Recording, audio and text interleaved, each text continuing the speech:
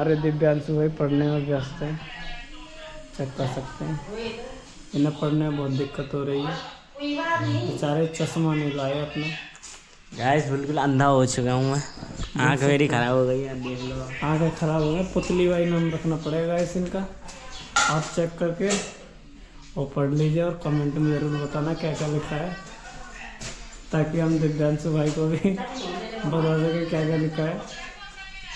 तो भैया बताओ क्या लेना है। आप बताओ क्या चाहिए। यार